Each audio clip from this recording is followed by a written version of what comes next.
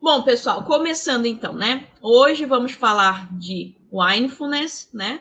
De mindful drinking e, né, que é o que? A degustação presente, é o vinho presente, né? Então, o mindfulness é a experiência, né? Do vinho, né? No caso, como experiência presente, né? A gente tomar o vinho como experiência presente. Então, vocês vão ver que tem algumas técnicas, né? Inclusive, não é só uma técnica. Carol, eu vi uma técnica, né, no exterior, uma prática de meditação. Só que, se eu adaptar, né, hoje eu estou fazendo a formação em mindfulness funcional, né? Então, o mindfulness, o que que é? É o I, né, mais mindfulness. Mindfulness é uma prática de meditação, né? Só que é um pouquinho diferente daquela meditação que às vezes a gente pensa que é aquela prática, né, que a gente vai estar isolado, sem pensar em nada, né? O mindfulness ele traz justamente uma meditação que trabalha o foco. Então a gente pensa, né, a gente presta atenção em uma coisa por vez, né? Então isso nos faz ter foco naquilo, né? Ter precisão. Não é não pensar em nada, tá? E o mindfulness funcional, que é o que eu estou fazendo a formação, que é o que eu estou agregando com o Wine, né, para criar realmente esse conceito mais amplo de mindfulness, né, que eu realmente acredito que é algo maior. O mindfulness funcional, ele trabalha a parceria, né? Então, a gente tem muita troca, né? A gente tem muita partilha, muita dinâmica, é muito bacana, gente. Não é prática individual, né? A gente tem, muitas vezes, a gente pode conduzir meditações que vai ser, né? Pode ser individual ou em grupo, mas a gente pode até acolher uma pessoa, né? Num atendimento individual, mas a gente faz muitas práticas, assim, interações em grupo, né? E essa relação com o outro, né, essa troca, vai me levar ao meu autoconhecimento. Porque eu também saber, né, partilhar, me abrir com o outro, né, saber me expressar, saber ouvir também, né, pessoal? Muitas vezes, é isso que eu falei, por isso que é bom a gente dar esse feedback. Porque às vezes a gente não acha, a gente acha que não vai falar nada de útil, mas às vezes a gente fala uma palavra que pra gente, né, nem teve tanta importância, claro, nem importou a gente falar, né, não custou nada, e para outra pessoa tem um impacto enorme. Então, assim, é importante a gente trabalhar esse conceito da troca, né, da partilha, de aprender com o outro. Por que que eu, Carol, me encontrei muito nesse mindfulness funcional? Porque, gente, para quem me conhece aí de perto, né, eu falo isso pro Joel, ele fica até meio impressionado quando eu falo. A minha experiência do intercâmbio, por exemplo, do mestrado, né, eu fiz 2 intercâmbios. Fiz primeiro na faculdade, então eu fiquei 1 ano e meio nos Estados Unidos, e depois eu fiquei 2 anos fora na Europa, agora no mestrado, né? E eu falo com o Joel, o meu maior aprendizado, né, tudo que eu aprendi realmente, que eu vou levar para a vida, né, que é do sobreviver para a vida e tudo, né, foi nessa troca com os colegas, na troca com as pessoas. Não foi dentro da sala de aula, não foi matéria teórica. Sinto dizer, mas não foi. No meu caso, não foi. Então, quando eu falo isso, né, eu me questionava, Carol, mas tu foi para UC Davis, mas tu foi para Bordeaux estudar e tu vem me falar quem foram as pessoas? Sim, foram as pessoas. Gente, ainda mais assim, eu tive a oportunidade de conviver com pessoas de culturas extremamente diferentes, né? Primeiro intercâmbio, eu morava, só com brasileiros, mas era cada uma de um estado, de uma cidade diferente. Então a gente já sabe, né, a dimensão do nosso país. Vocês conseguem entender isso, né? Que é de uma riqueza tão grande quando a gente tem essa troca cultural, né? Claro que a gente tem que estar aberto, né? Senão não tem troca, senão fica monólogo, né? Mesmo a gente estando em grupo. E no mestrado, então, que nós éramos 25 pessoas de 19 países diferentes. Então, a gente ficou convivendo 2 anos ali, né? Morando nas mesmas cidades, estudando junto diariamente, né? Realmente dividimos nossa rotina. Então, vocês imaginam o quanto eu não pude aprender com essas pessoas, né? E, gente, isso nos tira da zona de conforto, porque são realidades diferentes, são opiniões diferentes, percepções diferentes, mas isso amplia a nossa visão, a nossa mente de uma forma que quando eu conheci o mindfulness funcional, é justamente isso. Cada encontro que a gente tem dinâmicas, né, para colocar em prática o aprendizado, E, nossa, nas dinâmicas ali que eu saio transbordando. Não é só no conteúdo teórico. O conteúdo teórico tá legal, mas aí quando vem para você botar na prática, né, aplicar com o outro, aí faz todo sentido. Aí transforma, né? E aí marca realmente. Então, o Mindfulness, né, nesse sentido, eu amplio, porque eu no exterior eu só vi uma prática de Mindfulness, que era uma meditação, né, guiada, mas nem eram profissionais, né, da área do vinho que conduziam nem nada. Então, eram terapeutas, né, que faziam práticas com várias bebidas, inclusive com chá, né, e com outras temáticas, e o vinho era uma delas. Mas eu vejo o Mindfulness como algo muito maior. Porque o Mindfulness, ele tem, além dessa questão da partilha, da meditação também, ele tem muito forte, né, um pilar que eu acho que é fundamental para o vinho, né, para a nova era do vinho, que é o não julgar. Então, é sem julgamentos. Agora, vocês imaginem, a gente julga o vinho a vida toda, né? Mas é o que eu falei ontem, não há mais espaço, né? Falei na primeira aula, na verdade. Não há mais espaço para julgar o vinho. As pessoas não querem, não tem o dono da verdade. O gosto é pessoal, não adianta, né? Então, isso também é um pilar que a gente precisa trazer para o Mindfulness, tá? Então, o Mindfulness, né, ele vai ter esse foco na experiência imediata no presente, tá? Então, eu não vou ficar aqui pensando como esse meu vinho vai estar no futuro, né? Ou se eu tivesse aberto ele, né, antes, como ele estaria. Não, eu estou analisando ele aqui agora, tá?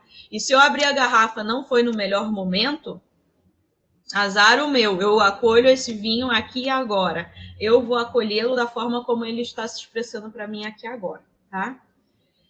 Então, a gente pratica, né, a degustação com foco.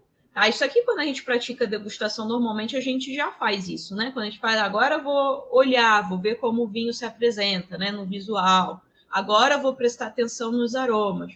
Mas vai ser de uma forma mais consciente ainda e sem julgamentos, tá? Sem medo, né? Sem apontar dedos, sem medo de dizer o que está sentindo, não tem palavra certa também, porque a gente sabe que no mundo do vinho, infelizmente, acontece muito isso. As pessoas, às vezes, elas têm vergonha de dizer o que elas estão sentindo, porque acham que está errado, né? Então, é bem diferente. Tá? E a partilha, tá? Porque é uma das coisas mais bonitas aí do mundo do vinho, né? Então, hoje, para quem acompanhou aí meu post, né, de que lado você está? Né? Você está wineful ou você está Mindfulness, né? Eu fiz aqui uma brincadeira para quem, né, já conhece o Mindfulness, sabe que tem uma imagem dessa que a gente representa. Claro que eu fiz uma boa de uma adaptação, né? Eu botei aqui coisas da nossa realidade. Mas no Mindfulness, né, essa imagem é um rapaz andando com o cachorrinho dele, a mente dele cheia de problemas, de preocupações, né, enfim, tudo, e o cachorrinho do lado pensando só no que realmente eles estão vendo, né, no caminho ali, e nada mais, e aproveitando aquele momento, enquanto o seu dono está preocupado. Quem nunca, né, foi passear aí com o cachorrinho, aconteceu isso. Quem nunca, né, estava aí num momento até com pessoas aí e não aconteceu isso. Ou tomando vinho também, né, pessoal? O que eu botei aqui, né? Vamos pontuar algumas situações que eu coloquei aqui no Mindful, né? Que é demais, que a gente fica se preocupando com tantas coisas, fazendo tantas outras coisas que a gente não está realmente com foco no vinho, né? No vinho como ele está se apresentando para a gente no aqui e agora. A gente pode estar apontando o dedo, julgando, né? É a disputa lá dos pavões que eu falei, né? Quem sabe mais, e aquela vaidade, né, exacerbada. A gente pode estar ranqueando vinhos, fazendo comparativos, então julgando, né? Muitas vezes a gente faz esse julgamento com vinhos que nem estão ali, né? A gente já começa a tomar nosso vinho, ele começa com 100 pontos e a gente vai tirando, né? Ah, tá, agora menos tanto, porque, né, vou penalizando ele em vários aspectos. Quando a gente faz isso, né, a gente não está aproveitando o nosso momento presente, né? A gente está lá em busca de padrões para botar no ranking, né, da nossa cabeça, com base nos nossos critérios, né? Posso também estar ali, né, como botei ali, julgando, dando diagnóstico também do vinho, né, pessoal? Então, é aroma disso, aroma daquilo outro, framboesa, melão, laranja. E eu não sou um cromatógrafo, eu não sou uma máquina que só dá o laudo, né, que dá o diagnóstico. Nós somos humanos, nós sentimos. Por que não sentir uma emoção, uma lembrança, às vezes, de você... ou, né, você é tocado de uma forma que você às vezes não sabe nem explicar. Você precisa saber explicar? Precisa sentir. Você não precisa nomear esse sentimento, essa emoção. Esse é o nosso problema. A gente fica buscando nomear tudo e dar significado para tudo, né? Ao invés de sentir. Quando a gente fica buscando nomear, a gente está nessa busca e a gente sai do sentir. Vocês concordam? Se eu estou aqui realmente sentindo, se eu chego nesse momento e me preocupo em dar um nome para isso, porque eu tenho que mostrar que eu sei o que eu estou sentindo, pronto, você já saiu do sentimento, né? E é isso que a gente faz direto. Então, dar nomes, dar significados, né? Ter resposta certa. Ficar se torturando também, porque a gente às vezes acha que tem que saber as coisas, saber as palavras certas, correndo contra o tempo, degustando em 2 minutos, sabe? Vamos para a próxima amostra. Gente, é de uma frieza, sabe? Eu via isso aí. Tinha um grupo de uma confraria que eu participei lá durante o meu mestrado, que eram pessoas que estavam se preparando para ser Master of Sommelier, né? Então, o pessoal fazia assim mesmo.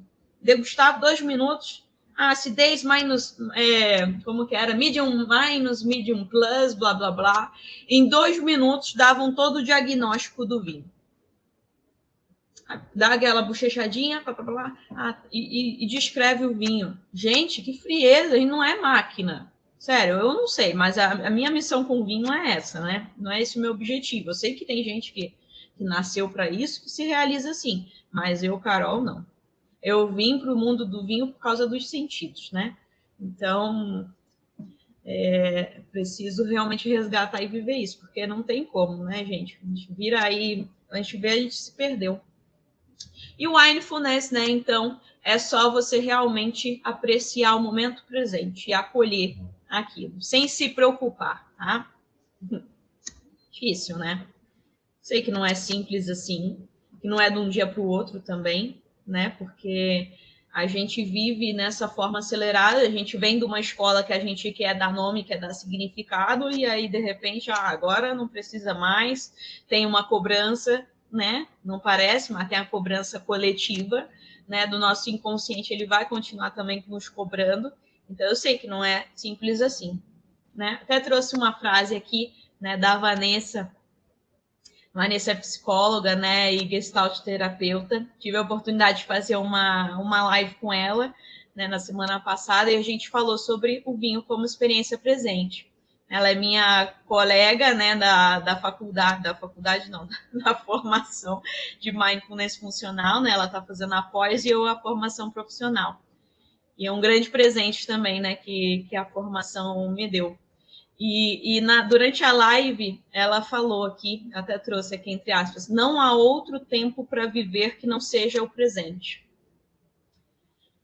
Isso daí, gente, é algo bem forte. Porque eu, Carol, eu era uma pessoa que eu estava sempre na ansiedade, pensando no amanhã já, né? Com a mente a mil, tentando produzir a mil também.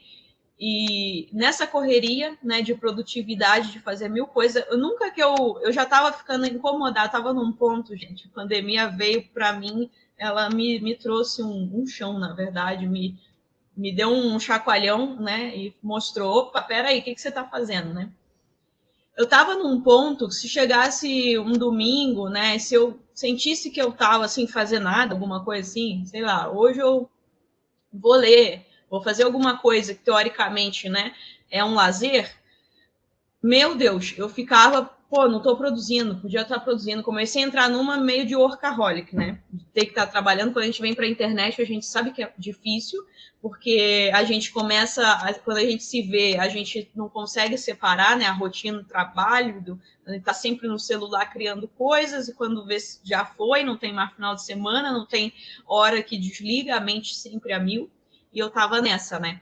Então, durante a pandemia que me veio, né, forte essa questão do que eu comecei a meditar, né, e que começou realmente a suscitar ali essa questão do mindfulness, né, começaram a ligar os pauzinhos, né, digamos assim. Eu tô assim, nunca fui assim, Tatiana.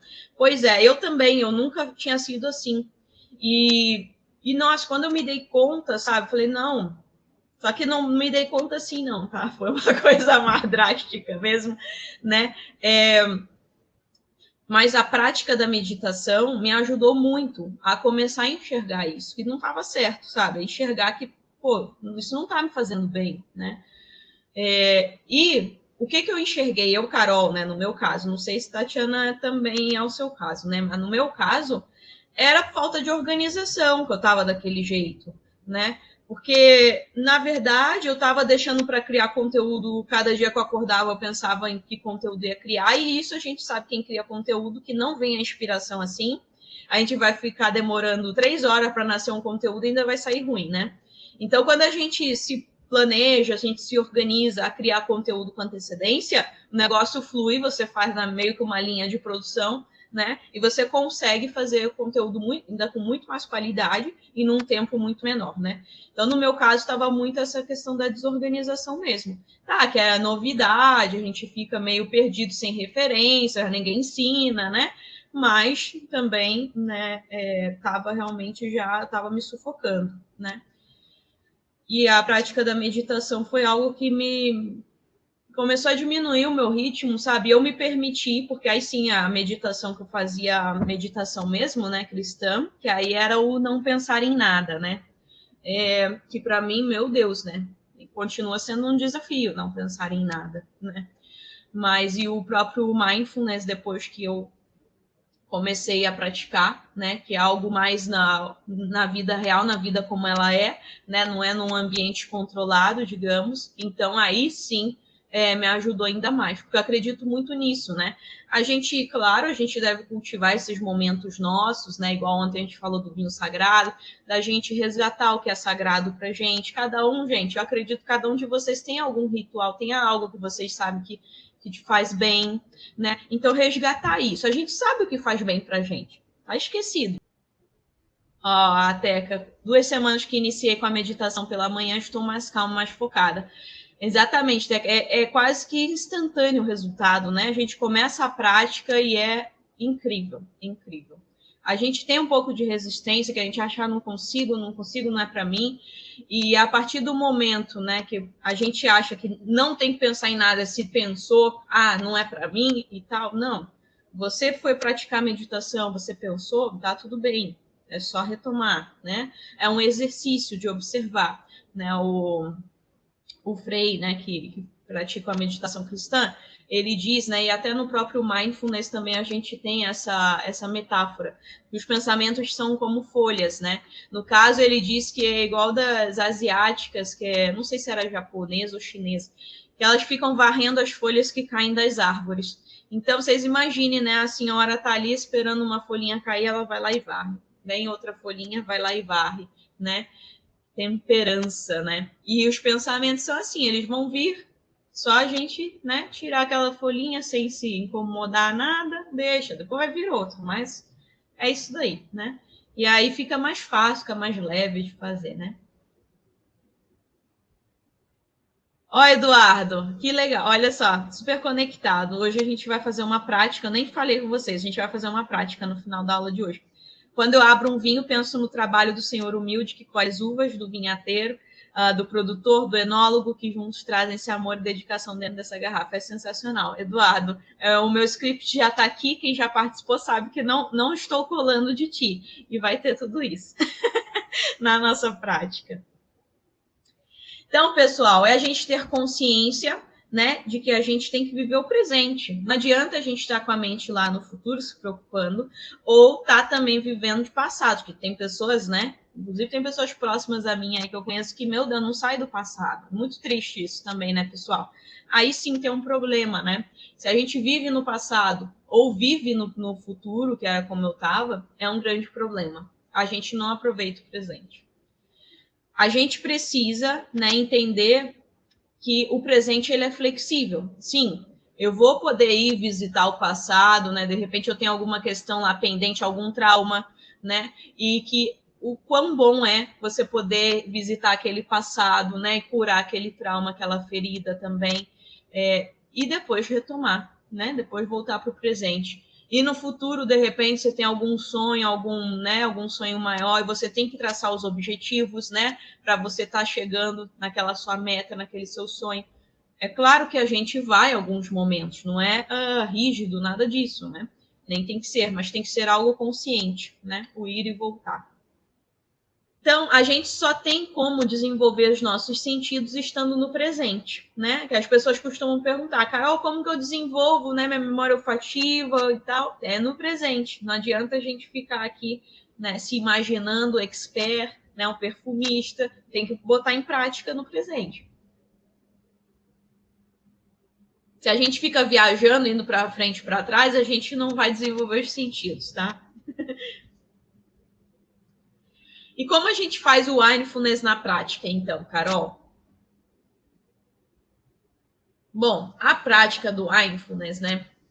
Então, tem a degustação presente, que é essa daí que é o fio norteador, digamos assim, né? A gente tem a degustação convencional, né? Que a gente costuma fazer, que foi a que eu aprendi, né? Na prática, na faculdade, enfim, né? Tem a degustação presente ali, que ela é diferente, tá? E a gente vai ver que ela é diferente. Principalmente por essa questão do não julgamento, né? E também, pessoal, de ter um olhar curioso, tá? É um olhar curioso mesmo, até a questão do não julgamento, por exemplo, eu, Carol, quando eu estou praticando mindfulness, eu não vou ficar dizendo para você segurar vinho assim, que tem certo ou errado, segurar, tá? Tem nada disso. Eu digo para você ter um olhar de criança mesmo. Criança segura como? A criança quer pegar, a criança quer, né? Não tem regras. Então, é assim, tá? Então, é diferente. Outra coisa, a gente também não vai julgar o vinho, né? A questão do pontuar mesmo, de ranquear, né, os vinhos, não tem isso. Dar nome, dar significado também, tudo ter que dar nome, ter que dar significado também não tem, tá? Outras práticas que a gente tem também. Tem as meditações guiadas, então, hoje eu vou estar fazendo com vocês uma meditação guiada e depois uma degustação presente. Tá? Primeiro eu faço uma meditação guiada que vai ser bem trazendo esses pontos que o Eduardo falou, que é fazendo um agradecimento mesmo, né? Trabalhando esse sentimento de gratidão, trazendo a consciência também nossa do que tem realmente aqui na taça, né? Esse trabalho que está envolvido, todo o processo, né? Até a uva tá aqui, né? Chegar nesse momento aqui, tá? Então, tudo isso, a gente relembrar, a gente revisitar, vai nos fazer já tomar o vinho e apreciá-lo de uma forma, né, bem mais contemplativa, tá? Porque o mindfulness, ele é uma forma contemplativa, né, de apreciar o vinho.